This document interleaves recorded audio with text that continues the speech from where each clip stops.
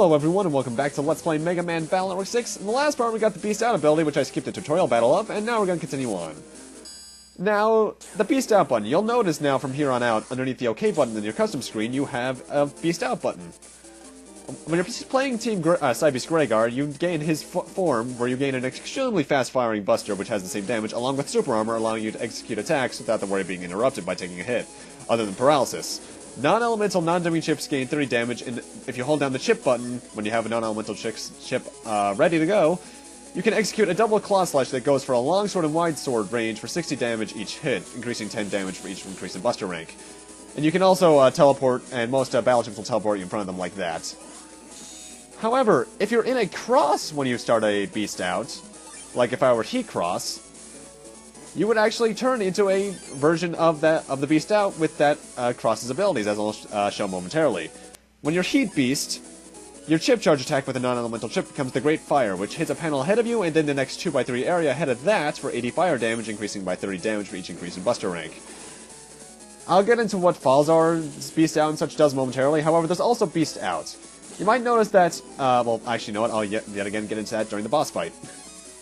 Because now we're going to hit the Central Area 3. Who are you? What are you up to? Ah, we meet at last. How do you do? I'm Circusman. I thought if I set my tent up here, you'd get your attention. Hey, I've got a question for you, kid. A question? Where'd you hide it? You know, the Cybeast. It's inside me. Not funny at all, and trust me, I know funny. Now see, a Navi like me can store a future creature like a Cybeast, but a shrimp like you? Impossible. What do you guys want? I'll ask the questions, thank you very much. Where did you hide the Cybeast? And don't even think about lying to me, kid. I know you don't believe me, but I'm not lying. If that's really true, then you won't mind if I bring out the animal in you. Here he comes, Lan. Gotcha. Battle routine set. Execute. Time to fight Circusman. He's actually pretty easy. He only has 3 attacks. This little hand slap attack that covers an entire column. A little circus hoop thing where he throws a line at you 3 times throughout your entire row. And then this annoying tent attack where he'll appear in front of you and you have like a split second to react and get out of the way, where he'll do a ton of damage. Anyway, first off, before I get into the Falzar Beast Out, let's talk about Beast Over. You might notice next to Megaman, on Megaman's emotion window, he now has number 3. That is the amount of turns you can stay Beasted out. And that replenishes, well, first off, that's not like the double soul thing where it replenishes to max every battle. If you say you use it in 2 turns and you're down to 1 turn, you now have to fight 2 battles for that to be restored. Beast Over, however, is when that number's at 0. You're generally at a tired state with Mega Man's emotion window. And when you're like that, you can go into a Beast Out where you're invincible, but completely uncontrollable, and everything does double damage. I might show that off later down the road, but yeah, S rank on Circusman, hell yeah. Who would have guessed that you really have the Cybeast? But as long as we have the other one, the Ringmaster will get his way. Gah! Ah, God. Talking that fast kind of messed up my throat there. Sorry about that. Ringmaster, his way, and the Cybeast. Looks like there's someone else pulling the strings here.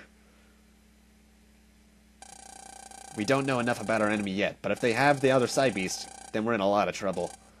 Yeah, I have a bad feeling.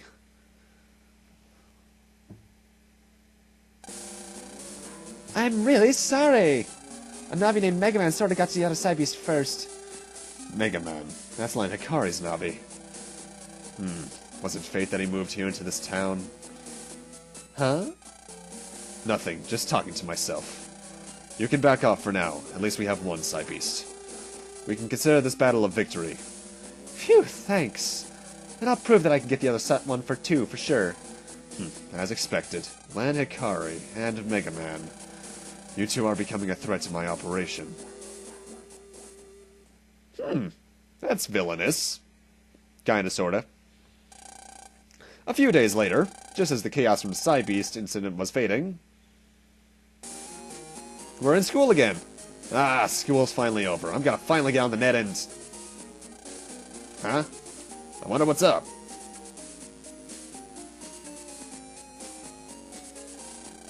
Hey Mick, what's going on? Hey, good timing. Someone just hung up an interesting flyer. You should check it out. Let's see. They're recruiting an operator Navi for the Expo Pavilion? That's what it looks like.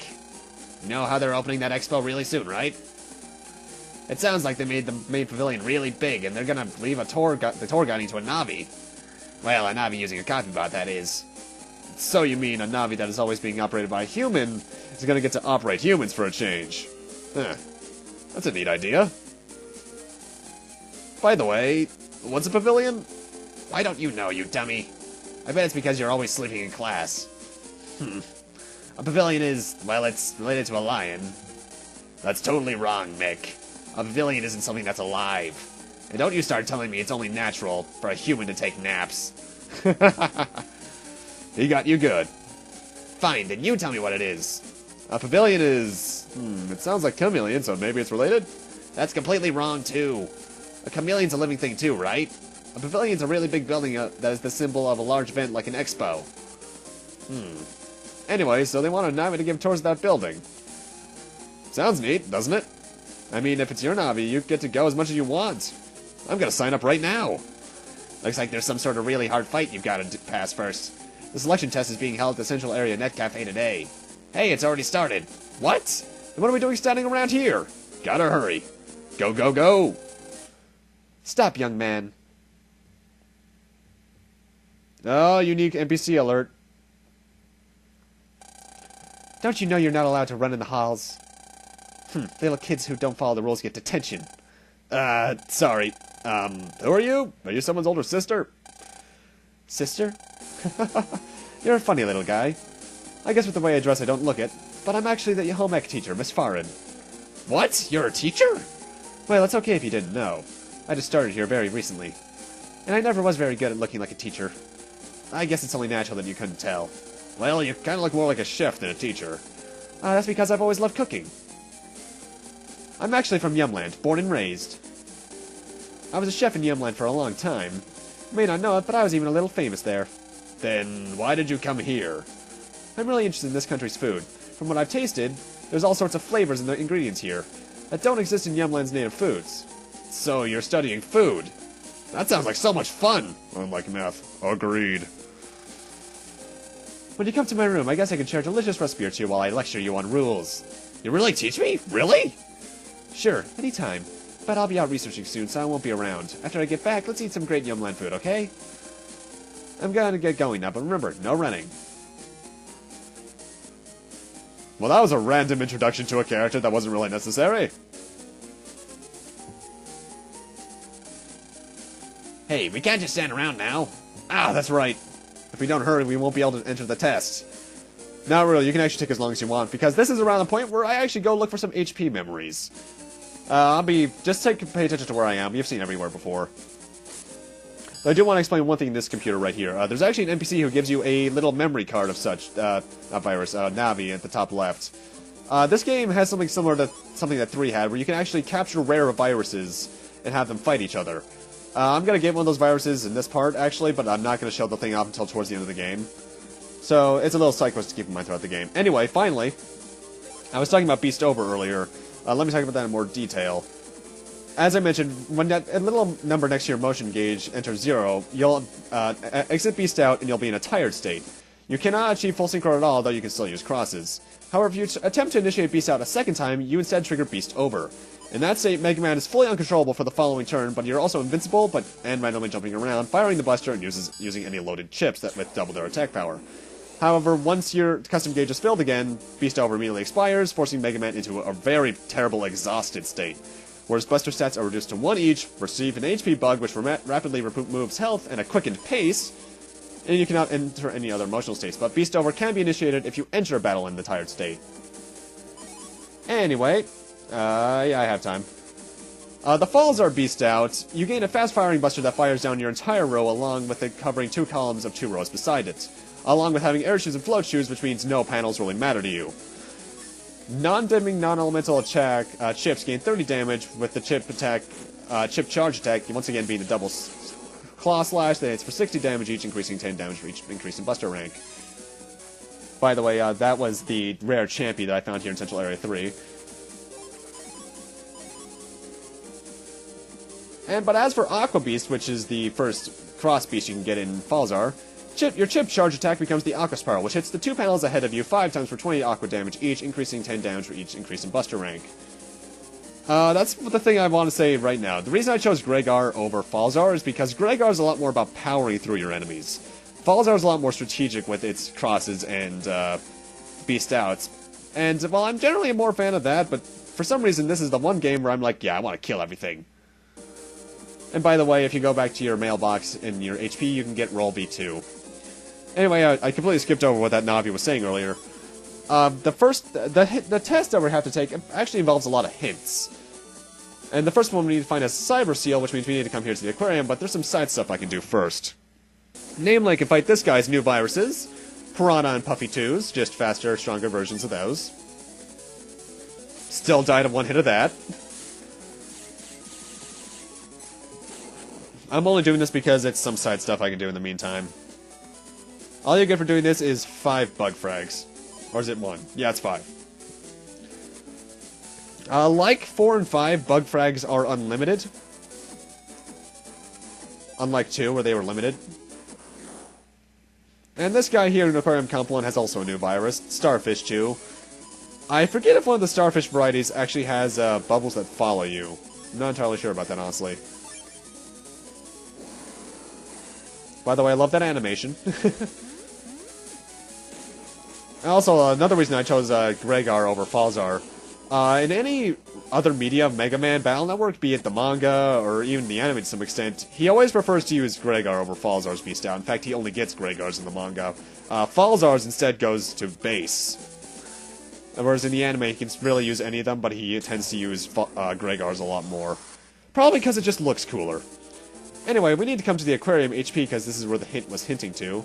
Because there's a seal in the background. So, yeah. But there's more tests to do. The next one, we need to find a fish that cannot swim, which is pretty easy if you were paying attention earlier in the seaside area, because there's a fish stick place right here. I don't like fish sticks that much. Then again, I'm also allergic, so... And it's here that the next hint is. And the next one, we need to find a... something that's always looking at crayfish. This is actually pretty mean if you're not paying attention to background elements. It's in your classroom. There are crayfish that this kid is staring at right here. So what is always staring at them? This security camera. This is something that always took me forever to find on my first playthroughs. Whereas past playthrough 4 or 5, I think it was, I started just to memorize it. Yeah, I played this game a lot if you can't tell. And there's a couple things we can get in here first. The Jungle Navicus program, which increases the chances of running into a wood elemental virus. New virus itself, which is that Armadillo thing. You could have run into these when you were doing the whole negative area thing. Not negative area. There was a point in the game where you could have run into these guys in Central Area. It's already passed, though. I mentioned them earlier, I think. But they're pretty easy. All they do is roll the entire column towards you. And 3,000 zennies, which is always useful. And that's the end of the first round for this. And for doing that, you actually do get a free HP memory, so that's pretty useful. And the Expo folder, which is the other editable folder. It's one of the easiest ways to get Cannon C. Though I'm not going to use it because I already have all the high cannons. Oh, seeing Energy Bomb, that's right. I should mention, off-screen, I found a Mega Energy Bomb in a Battle Green Mystery Data. And I replaced the Energy Bomb in my folder with that. Well, we made it through the prelims. What do you want to do now? How about a little something called homework? Ouch. If you'd stop putting it off, it'd be over sooner. Blah. I agree. Ah, you've got mail. Thank goodness. Did you just say something? No, nothing. Look, you're about to read my mail. Okay. Huh? This is from the aquarium director. I'll read what it says. Hello, it's been a while since I've contacted you. Unfortunately, we need you to appear at the trial of Captain Blackbeard for the incident a little while back at the aquarium. Since you were the one that thwarted Captain Blackbeard, you'll be asked to take an oath and testify. The trial starts this afternoon. It is at the Green Town Courthouse. I appreciate your cooperation on such short notice. Me go to court? Testify? What am I supposed to do when I testify? I'm not in trouble, am I? I don't know, but it seems like a serious responsibility. It looks like you have to go today, so let's go to the courthouse in the Green Town. You can probably get there by taking the Love Bus. Ugh, I'm so nervous about this. Okay, let's go see what's up in Greentown. So let's head over to the Love Bus Station and check this place out. So now we have multiple places we can select from on the Love Bus Station. You know, I like the Love Bus idea, but it takes longer than the Metro line of the old games because in those games it was pretty much instant. And welcome to Greentown, a place where Sal from Battle Network 1 would probably die from a heart attack of how awesome it is. But with that, I'm going to need to end this off here. Thank you guys for watching, and in part 13, we'll be checking out the stuff here in Greentown and seeing if there's anything we can do besides plot. See you guys then.